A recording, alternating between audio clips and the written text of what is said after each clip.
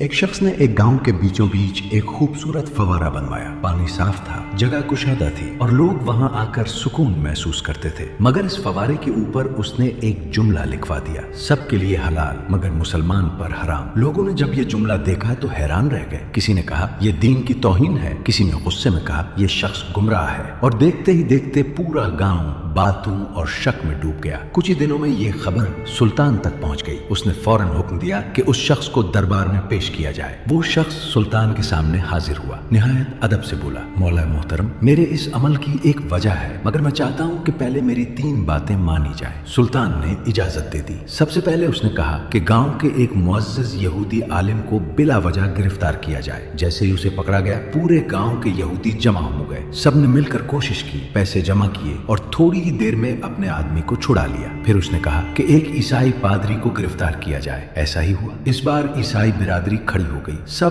ایک دوسرے کے ساتھ کھڑے ہوئے اور اپنے آدمی کو آزاد کرا لیا۔ اب تیسری بار اس نے کہا کہ مسجد کے امام کو جمعہ کے دن نمازیوں کے درمیان سے گرفتار کیا جائے۔ جب امام کو لے جایا گیا تو حیران کن خاموشی تھی، نہ کوئی آگے بڑھا، نہ کسی نے آواز اٹھائی۔ کچھ لوگ چپ چاپ گھر چلے گئے اور کچھ نے کہنا شروع کر دیا، شاید امام سے کوئی غلطی ہوئی ہوگی۔ ایک ہفتہ گزر گیا، پھر وہی شخص دوبارہ سلطان کے دربار میں پیش ہوا۔ اس نے جھکے ہوئے سر کے ساتھ کہا، مولا محترم، کیا آپ نے سب کچھ دیکھ لیا؟ پھر اس نے آہستہ سے کہا، جو قوم اپنے ہی مظلوم کا ساتھ نہ دے وہ پانی کی مستحق نہیں رہتی۔ اس نے مزید کہا، یہ فوارہ اس لیے مسلمانوں پر حرام لکھا کیونکہ انہوں نے اپنے بھائی کی مدد چھوڑ دی۔ جب ایک مسلمان دوسرے کے لیے کھڑا نہیں ہوتا تو وہ انصاف کا حق بھی کھو دیتا ہے۔ دربار میں خاموشی چھا گئی۔ یہ بات سب کے دل میں اتر گئی کہ جب معاشرہ ظلم پر خاموش ہو جائے تو وہ اندر سے کمزور ہو جاتا ہے، اور جب لوگ سچ بولنا چھوڑ دیں تو انصاف بھی آہستہ آہستہ ختم ہو جاتا ہے۔ یاد رکھیں، قومیں اس وقت گرتی ہیں جب وہ ظلم کو دیکھ کر بھی خاموش رہتی ہیں۔